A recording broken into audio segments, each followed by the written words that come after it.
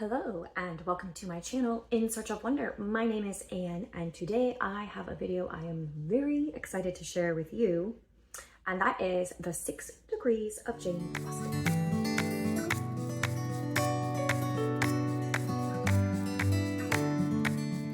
I have been dying to make this video ever since I first started this series back in last October, with the Brontes, 6 Degrees of the Brontes. Austen is by far my favorite author, and I have read so many things related to Jane Austen, and I couldn't wait to share all of them with you. So very excited to get started on this video today, but first I have to share my mug of choice, which I thought was very appropriate. It says, "It may not be Pemberley, but it's home." And one of my sisters got that for me for Christmas a year or two ago, I think. So very appropriate.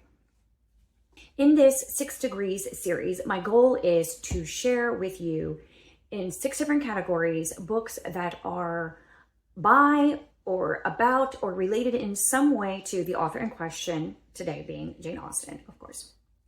And these books today that I'm going to be sharing with you, the vast majority of them I have actually read and enjoyed. Most of them I gave 4 or 5 stars. There are a couple of 3 stars that I thought would be worth mentioning to you that you may be interested in.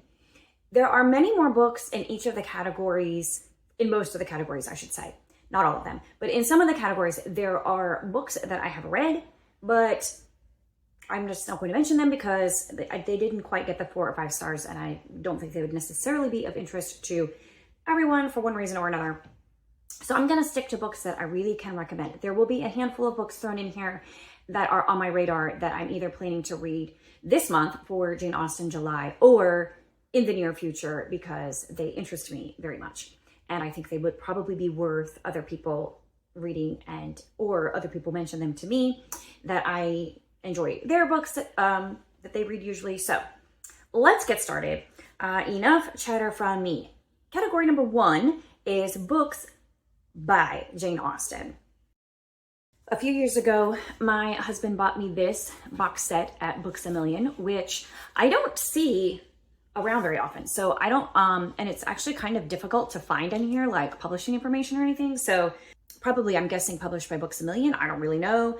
But it has all of Austen's 6 novels in these beautiful cloth-bound covers that are similar to the other cloth-bound one that's more popular and more well-known that I can't think of right now. It's got covers like this, and it has beautiful feel to it. It's the perfect size for holding and reading. I love it.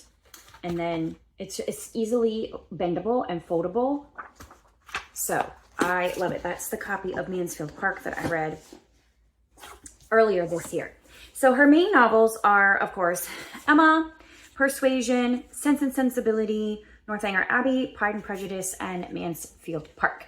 And as of this year, I can say that I have read all of them at least twice. Pride and Prejudice and Emma I have read multiple times. They are my top 2 Austen books, but I love all of them. Can't go wrong reading any Austen novels. So if you haven't read one yet, many people recommend that you start with Persuasion because it's the shortest, and you can see that's the smallest binding there, the thinnest binding. Other people say Pride and Prejudice because it's arguably her best book by many standards. I would agree with either of those suggestions. If you haven't read a lot of classics, Pride and Prejudice may be a little bit longish, but it's so fun and it's so well told that if you can get into the flow of the sentence structure and the language that Austen is using, I think that you will quickly just get really absorbed into the story, and you'll forget that you're reading a classic. Personally, that's how it feels to me.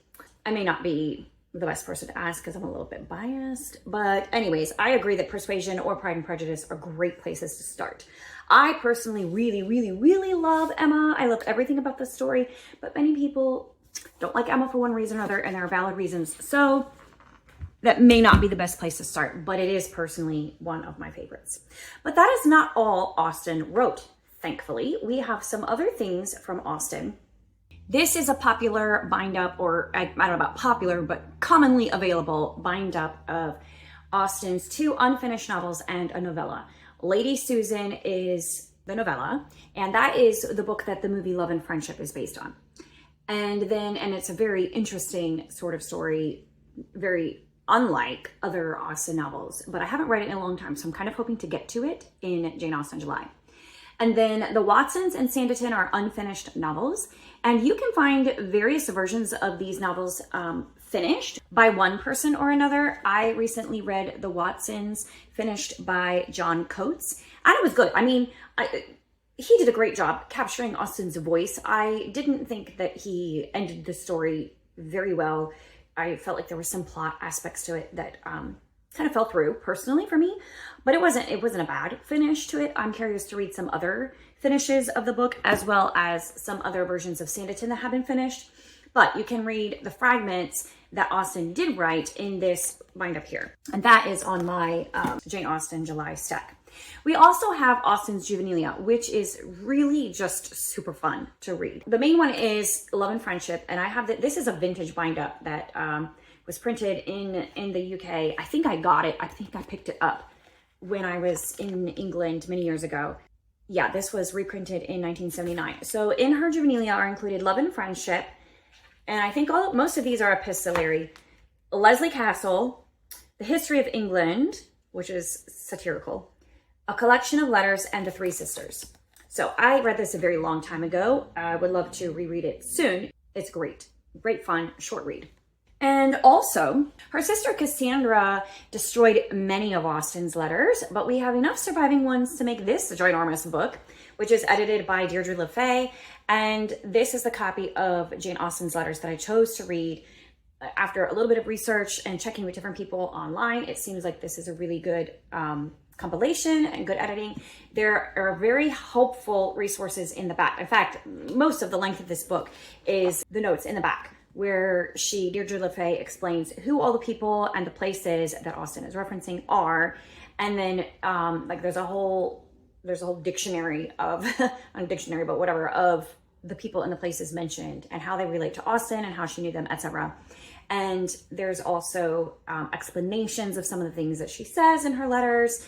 And there's also information about the provenance of some of the letters that is not as obvious as the bulk of them. Anyway, very interesting. You really get a sneak peek into Austen's mind and her personality. I wrote in my review of this on Goodreads that it was like gossiping with a coworker over the water cooler, except that the person you're gossiping with knows all the people they're talking about and you don't know. So it's just kind of fun to listen in on it, even if you don't really know the people. But you are a little bit in the dark because despite the helpful lexicon in the back, you still don't really know all of them. But it's still so fun to read. If you are an Austen fan, 100% read her letters. I also want to mention a book that I recently discovered and promptly put on my wish list, and I'm hoping to get at some point in the nearish future, and that is The Prayers of Jane Austen. Jane Austen wrote prayers for her family that they actually prayed at meal times, etc., and the like. And I have read some of them in isolation in other places in the past, but I have not read the entire collection of all of them. And so there is a beautiful copy that I will show here and will try to remember to link to in the description box that was recently published, fairly recently. I don't know how long ago, but within the past decade, I think, that highlights her poems, her prayers. And I think that there's some editorial commentary in there as well. It's not just Jane Austen's prayers, but I'm very much interested in reading that. I think I also had seen when we visited Chawton in England many years ago, and we went to Jane Austen's house there where she lived with her mother and sister. There were some of her prayers there as well, which I remember reading. So that is one that I want to read. I haven't quite read fully yet, but I want to read that one. While we're in this section, I just want to mention that going forward, my plan with Austen when rereading her novels is that I would like to read some annotated versions of her works. But I have read one annotated version of Pride and Prejudice already that I just wanted to mention real quick. It was published by Bethany House. There's a foreword by Nancy Moser, which is how you'll be able to find it on Goodreads, because that's what differentiates it from some of the other editions. But it's not fully annotated by Nancy Moser. I think that a variety of authors at Bethany House added their comments and thoughts and some explanations to the text of Pride and Prejudice, like as side notes.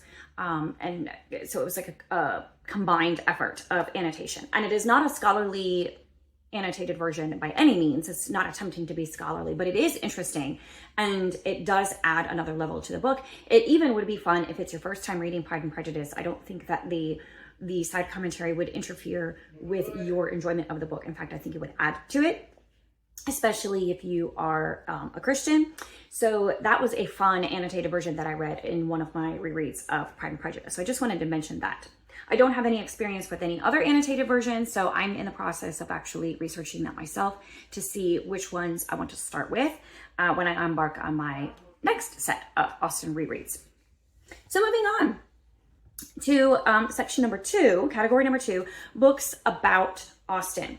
And I'm only going to mention a few that I have read and gave at least 4 stars. And actually the very first one I'm going to mention is actually on my TBR for this July. And that is Jane Austen at Home by Lucy Worsley. And I fully expect to thoroughly appreciate this one. It will probably end up being my favorite Austen biography of the ones that I have read. So looking forward to that one, but I haven't read it yet. I feel like I can safely recommend it, but I haven't read it yet. A couple of biographies that I have read are this one. Now this is interesting. This is called Jane Austen and Her Times, and it's by G.E. Mitten. It was originally published in the early 1900s. The author who wrote this biography wrote some other fiction works. I'd not heard of her before I picked up this book, but she has written some other fiction works, but she also wrote this biography of Austen. And it's kind of interesting because not only is it about Austen herself, but it kind of talks about the time and the place in where Austen lived and what influenced her as a person, and also some of the things that are in her books that helps it make more sense for someone who was born 100 years later and life had completely changed. And so there are some things in the book that in the books that, are just outside of the context of our culture. Even though this was written in the early 1900s, it's still super helpful. And then there's some editorial commentary also in there about Austen and the people in her life, etc., and thoughts about her work, etc., all that kind of stuff. But I did find it very interesting. It was reprinted by Barnes & Noble in 2017, and I found a used copy of it, I think at a thrift store or something. So I really enjoyed it. It's not a biography of Austen that you hear talked of as like a definitive biography or anything, but I personally enjoyed it, gave it 4 stars. And then another one that is really just for fun is Just Jane by Nancy Moser. If you have been on my channel for any length of time, you know that I love fictionalized biographies, biographical fiction, however you want to call it, novel biography, biographical novel, however you want to categorize it. I love it. I love it when an author takes a person's true story, but just puts it in the form of a novel. It's just so fun to read. So they add a lot of dialogue and scenes that are not necessarily 100% true. Obviously the dialogue in particular, we don't know people in history, what actual conversations they had usually. And they add some scenes to flesh out the story and, create a little drama. This one maybe makes a little bit more of, potential love interest in Jane Austen's life than we know of in reality that's provable. But everything in here has a basis in fact. And there are author's notes at the back that very clearly separate the fact from fiction in the story so that you can come away with a good understanding of Jane Austen's life, but having read it in a very fun and interesting format. So this is Just Jane by Nancy Moser. And Nancy Moser has a series of similar biographical novels about other women in history, like Mozart's sister, for example, which was very good as well. And then in my next category, I have books Austen read. And this will not be a comprehensive list by any means. These are just books that I have also read. Some of them I read because Austen had read them and was influenced by them. But if you want a complete and exhaustive list of the books that Jane Austen specifically mentioned and or quoted in her books or her letters, etc., go to pemberley.com, and they have a fantastic page there that's very carefully documented and organized, and you can find all of the books that that Austen read, and you can find where she mentioned them as having read them. I am sure she read books beyond what was mentioned here, but these are just ones we know that she mentioned and talked about and or quoted in her books. So the first author I want to mention is Maria Edgeworth. Maria Edgeworth was hugely influential in Austen's reading and writing life. Maria Edgeworth is one of the authors that Austen read a lot of. I read 2 books by her. I read Belinda and The Absentee. And I cannot remember how many stars I gave The Absentee, 3 or 4 stars, I think. And I don't know that Austen particularly mentions or quotes this book by Maria Edgeworth in any of her books, but Belinda is definitely mentioned. I just don't have a physical copy of Belinda. I read it digitally, I believe. Maria Edgeworth was an author a couple decades prior to Austen, and I believe that their careers overlapped a little bit, and she was very influential in Austen's life. And she also influenced Sir Walter Scott and Thackeray and Turgenev even. So she was a very influential author in her own right, even though she may not have risen to the ranks of some of those authors in terms of favorite classics, etc. I forget now what I rated or what I thought of it on Goodreads, but I know Belinda I liked overall, and it's a story that stuck with me and that I remembered very well. So I think honestly, I should probably go back and change my rating to 4 stars because of that.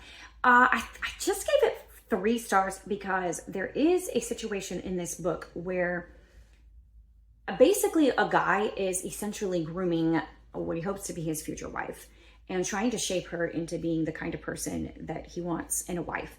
And it's just so disgusting that it just gave me a huge ick feeling when I read it. I did not like that at all. So that really knocked it down for me. And that it's just a part of the plot. It's not, as I recall, the main idea or anything. I just didn't like it. So that brought the rating down for me, but the book in itself, it really stuck with me. The characters stuck with me, and the whole tone of the book kind of stuck with me, if that makes sense, and my response to it. So I am gonna bump that back up to 4 stars, and I think it's definitely worth reading. Another one is Evelina by Frances Burney, which is another one I do not have a physical copy of, but I really enjoyed that one. I gave it 4 stars. I thought that one was really funny, and I could see that how Frances Burney influenced Jane Austen in her writing. More so I saw Edgeworth's influence, but Fanny Burney was one who also influenced Austen a lot. And you can see that in some of the things that happen in the stories and in her sense of humor. Now, her sense of humor was a little bit less refined than Austen's and more like slapstick almost, but it's satirical, but it was very funny. I enjoyed that one. And then William Cooper was a poet that Austen referenced a lot. I don't know how much she enjoyed his work, but she definitely referenced it a lot. And there were 2 poems in particular that she quoted in a couple of her books that I have read, The Sofa and The Task. And I think The Sofa is part of The Task, but I didn't like it at all. I like some of Cooper's other poetry. So some of his poetry I enjoyed very much, some of it not so much, but there you have it. And then Robinson Crusoe by Daniel Defoe was another one that she mentions having read. And I read that many years ago. I think we listened to an audio book of that with my kids. It may have been an abridged audio, I'm not sure. And I remember that they really liked it. But when I read it, I think probably I would say like 4 stars. It wasn't a favorite and it didn't stick with me, but I think it was very interesting. And then most recently, when I read Mansfield Park, I went ahead and also read Lover's Vows by Mrs. Inchbald, which is a play that the characters perform in the context of the story. And it really has a lot to do with the story. So in order to have the fullest understanding of Mansfield Park, it really is super helpful to read Lover's Vows by Mrs. Inchbald. And it doesn't take long to read. It's a short play, and it's a fun story in and of itself. So I read that one in March this year, and I enjoyed it. I can't remember. I think I gave it 3 or 4 stars. I'm not sure. And then most recently, I read Paradise Lost by John Milton, which Austen references or quotes in multiple of her books. Gave that one 5 stars. Really loved that book a lot. It's an epic poem about the beginning of beginning of the world, about creation, about Satan's fall, and about Adam and Eve's fall. And then another one is The Romance of the Forest by Anne Radcliffe. Austen mentions a lot of Anne Radcliffe's, well, it mentions her by name or mentions her books or quotes from her books in her books and in her letters, etc. Austen was much more likely to spoof this type of writing than to admire it, but she obviously read it and enjoyed it as well. Anne Radcliffe's books are all Gothic type stories and very atmospheric. This one I felt was a little bit slow moving, and they're all a little bit melodramatic, a little bit over the top, but that's part of the charm of the genre. You know, that's why I say Austen kind of was more likely to spoof it than admire it. But at the same time, you know, it's fun and enjoyable. So I've read The Romance of the Forest. I do want to read some others by Anne Radcliffe as well, but so far I've only read this one, and I think I gave it 4 stars.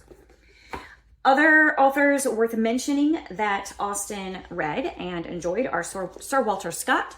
And I read Ivanhoe many years ago as a teenager, and I remember loving it, but I have not read anything else by him. And I really need to reread this one. So he is on my mental list of classic authors that I want to get to in the near future-ish, but just haven't yet. And then Shakespeare. What more needs to be said? She quoted from many of his plays in her books, and I'm sure she read the majority of his works. So Shakespeare. And then William Wordsworth also, she apparently admired as a poet, and I have read some of his poetry and enjoyed it as well. Of course, like I said, there are many more books. Jane Austen was incredibly well read, and there's a huge library of books that she quoted and referenced, and some others that I want to read, but those are the main ones that I've read and enjoyed that I wanted to mention to you. So let's move on to number 4, books about Austen's books. And there are so many scads and scads of books written about Austen's books because we love them so much.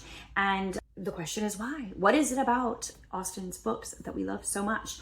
And so many books attempt to answer this question and attempt to dig into and see what is in these books that just draws us so much. So there is a lot of books about Austen's books. So I'll share with you the ones that I have read and particularly enjoyed. I've read quite a few. I have 5 or 6 to share with you that I think you will also like. This one is so fun because on any given day, sorry, my dust jacket is ripping because it's got like a frame in the center, which is kind of cool. So this is one dust jacket I kind of want to keep, but I bought it used and it's ripped already. But anyways, this is really cool because I love Pride and Prejudice, my favorite Austen novel. And this is Celebrating Pride and Prejudice, 200 Years of Jane Austen's Masterpiece by Susanna Fullerton. And in this book, we learn about Austen and her process of writing Pride and Prejudice and her thoughts about Pride and Prejudice. And we learn about people's reactions of the day and now to Pride and Prejudice. There is an essay analyzing the very first sentence of it that is so famous and well known. And there's an in-depth look at the main characters in the story and the other characters. And then illustrations and coverings, adaptations, discussion of the good and the bad adaptations. I remember that the author didn't particularly love the 1995 Pride and Prejudice because she felt like they made it too, I don't know, sexy or whatever. Whatever. That's my favorite adaptation. 100%. No, I really love it. So I, however, forgive the author for that perspective because otherwise this book is very good. If you are a Pride and Prejudice fan, you can just spend your time after you read the actual book just reading all about the book. And it's almost as fun as reading the book itself. Another one that I really enjoyed was A Jane Austen Education, How 6 Novels Taught Me About Love, Friendship, and the Things That Really Matter by William Deresiewicz. And this is a really interesting sort of memoir, but also analysis of Austen's novels by a young man who first encountered Austen's work in college with a professor who loved Austen and kind of transferred his love for Austen to this guy, who at first thought that he wouldn't love Austen at all, that she was just, you know, too simple basic of an author and that, you know, he wanted something meatier or whatever to dig into.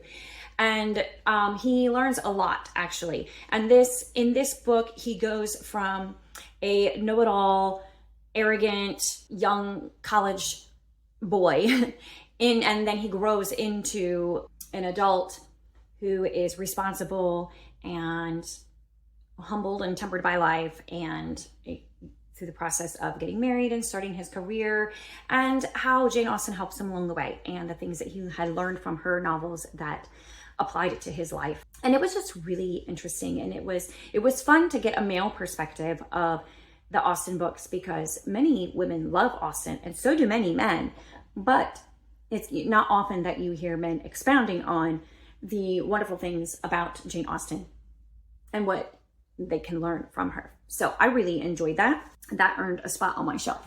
The other physical book I have was a gift to me, which I love, Jane Austen Cover to Cover, 200 Years of Classic Covers by Margaret C. Sullivan. And this is like a coffee table sort of book that just has, look at those end papers there, that just has beautifully done and has quotes from Austen and from her books, and then pictures of various editions and copies of her books, both in English and other languages. And it's just fun to flip through and look at them. Look at those covers. So this is just really super fun. Love it. Cover to cover. A couple that I wanted to mention that I don't actually have copies of because I read them digitally. One is Understanding Austen, Key Concepts in the 6 Novels by Maggie Lane. And I gave that one 5 stars. Of the books that I read that talked about Austen, about the novels and kind of analysis of them, that is when I enjoyed the most. In that she focuses not so much on concepts, but on vocabulary. And she highlights words that Austen uses that have adapted and changed through time since those books were written, so that we may not thoroughly understand exactly what Austen is trying to say in her novels. In particular, I remember she discussed at length one word, which is nice. And we use the word kind of vaguely, you know, oh, that's nice, like, oh, that's fine, oh, that's good, you know, whatever, there's nothing wrong with that, it's fine, it's nice, it's not amazing, but, you know, it's nice. Or nice as in someone was kind to you, like that person is always very nice. It was not used in that way at all in Austen's time. In fact, it usually has more of the feeling of being like particular about something. There's another word that is a synonym of it that is escaping my mind at the moment. Fastidious maybe, but it's kind of like along those lines. And so it's a very different meaning from what we're used to. So when we read Austen's novels, we may, if it's not clear from the context, misunderstand exactly what she's trying to say. So, and I love language and anything language related, and the meanings of words, all that kind of stuff is fascinating to me. So I really enjoyed that book and I gave it 5 stars. Another one that many people are reading even this year for Jane Austen July is What Matters in Jane Austen, 20 Crucial Puzzles Solved by John Mullen. And I gave that one also 4 or 5 stars. I think 5 stars. And it's not really puzzles that are solved in Austen's book. He just has 20 different aspects of Austen's novels, basically, that he's looking at very closely and analyzing in her work. And it really sheds a lot of light on Austen herself and on the books that she wrote and what she was saying with her books. So then we have category number 5, or section number 5, books about Austen's time and place. So I have a couple here that I want to show you. This is a gorgeous little book. It's called Jane Austen in Bath, Walking Tours of the Writer's City. And whenever I get to Bath, my husband and I had planned to go to Bath in March 2020. Yeah, that trip got canceled. And we were planning to do some of the walks in here. So she has these maps of Bath, and she has different routes that you can take. And she explains the various places, and there's these lovely drawings of them, and what they had to do with Austen, and what is currently on that site, and what was there in Jane Austen's day. So I gotta be honest, most of my plans for visiting in Bath came from this book. So we hope to go there in a couple of years for our 20th anniversary. And once again, this book will be a valuable reference for me. And then this one, now this is A City of Palaces, Bath Through the Eyes of Fanny Burney by Maggie Lane. But she has another similar book, which is called A Charming Place, Bath in the Life and Times of Jane Austen, which is a very similar little book, but it's looking at Bath from Jane Austen's perspective in time rather than Fanny Burney's, who was a slightly different time period where she was living in Bath. So either of those books relate to Jane Austen, but obviously the one about Jane Austen, which I don't have, would be more specifically Austen, right? Also, Jane Austen lived sometime in Bath, and Bath is a beautiful city. And Northanger Abbey is set partially in Bath, mostly in Bath, and Persuasion is set partially in Bath. So it's a fun one to read. Another one that I read that I only gave 3 stars, but I want to mention because I think it's worth reading, and that is A Visitor's Guide to Jane Austen's England. I forget the author, but I'll put the picture up here. And it basically takes you to England at the time that Jane Austen lived. However, in the time period that Austen lived, there was a lot of rapid change. So I found it a little bit confusing because the author, instead of just focusing on one aspect of Austen's life, like perhaps her adulthood, she focused on the whole range of Austen's life, but she focused on the different categories, like, you know, what was transportation like, or what was food like, or what, anyway. And so fashions in particular changed quite a bit during that time period. So it was a little bit confusing to try to follow the changes, and that's why I gave it 3 stars rather than 4 or 5 stars. But at the same time, it was very fascinating and very interesting, and you learn a lot about how life was like in the time that Austen lived. And then one that I want to read that I haven't read yet is Georgette Hare's Regency World by Jennifer Closter. And that one is about Georgette Hare, like from the perspective of Georgette Hare, but it's about the Regency times in which Jane Austen lived and wrote. So it also applies to this, and I really want to read that one eventually. And finally, books inspired by Austen. I have read so many retellings of Jane Austen's books, ranging from the excellent to the truly horrible that I DNF'd. Most of them fall in the middling range. So I'm gonna mention a couple that fall in that middling range that were great. Like if you just want more of these characters, or you just want a fun read that just is a familiar story to you that you love, then it will just perfectly fit the bill. But they may not be literary masterpieces in their own right, but they're just fun and enjoyable reads. There is a series that I've mentioned before by Amanda Grange, which is Jane Austen's Heroes, and she writes them in an epistolary style, either like journal entries or letters from the male perspective, which is something we don't get a great deal of in Austen's novels. I think she has one for each of the main male protagonists. I'm not sure if she has one from Mansfield Park, but I read Captain Wentworth's Diary recently, and there was one by Mr. Knightley that I have read, and one about Mr. Darcy that I have read for short. I do think there is a Colonel Brandon one from Sense and Sensibility, but I don't know about Mansfield Park. I'd have to look that up. But anyways, those were fun reads that I enjoyed, and she sticks true to the story, but she adds, you know, the man's perspective, and which fleshes out the story a little bit, and her, you know, she imagines the off-page scenes that the man in question would have experienced. So you get a fuller picture, so to speak, of their life and their relationship with the female protagonist in the book. So those are fun. Some others that I will mention here are the books by Siri James, which I have read 2 of them. So I really liked The Lost Memoirs of Jane Austen. And this one I don't have on Goodreads because I guess I read it during a period when I wasn't logging books on there. But I think I probably would have given it 4 stars.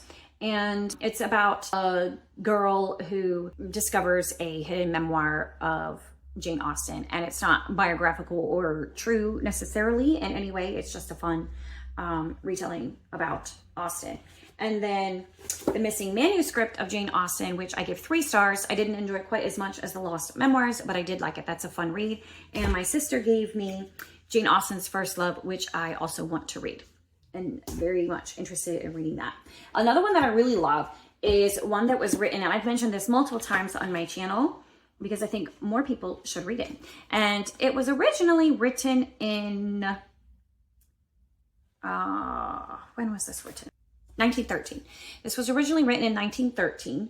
It is widely considered the first Jane Austen sequel ever created, and the author attempts to bring all of Austen's main characters together in a story. And so it's a little bit hard, like, maybe she tried to do too much in the story, but it's still fun. And 100 some years later, it's a great piece of Jane Austen fan fiction that most Jane Austen fans would enjoy. And that is Old Friends and New Fancies by Sybil G. Brinton.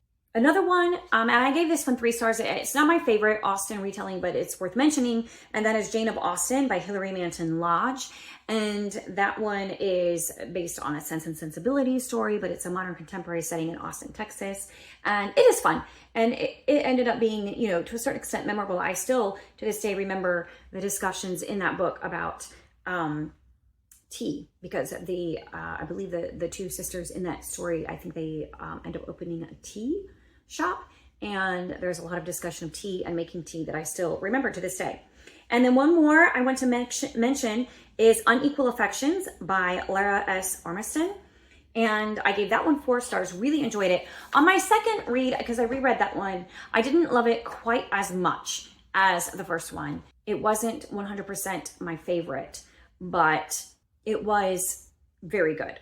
Even so, what this one does is it imagines that Lizzie actually accepts Darcy's first horrible proposal for practical, rational reasons.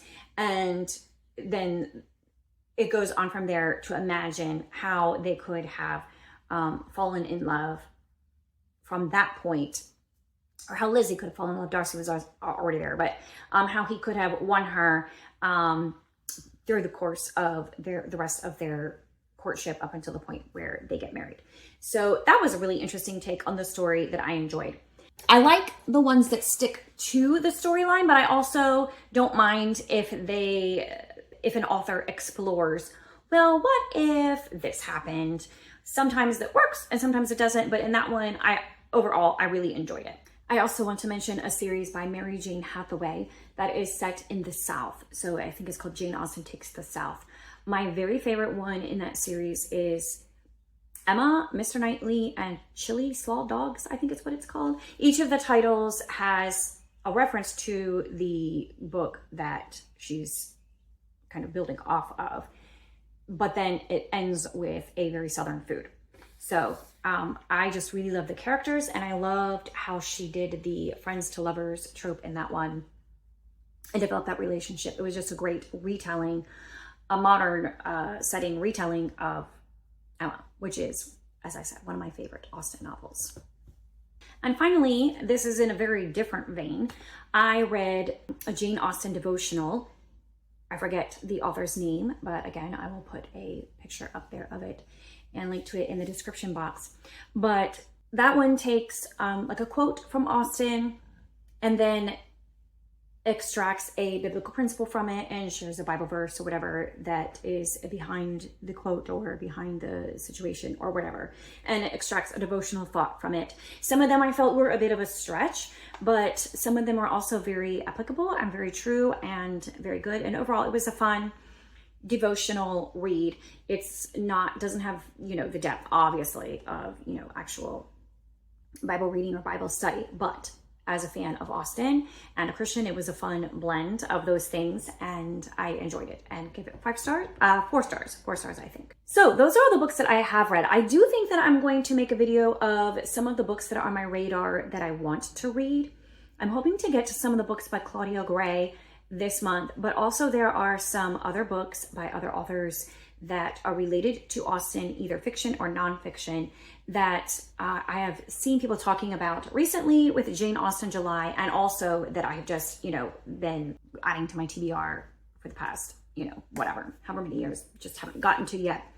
So I think I will be making another video of that for the week, next week or the week after. We'll see. July is going to be kind of busy for me, so we'll see when I can get that up, but that will be my other Jane Austen related video that I am looking forward to sharing with you. So I hope you enjoyed this list of books that I have read by or about Jane Austen, or about her books or her times, and I hope some of them are of interest to you.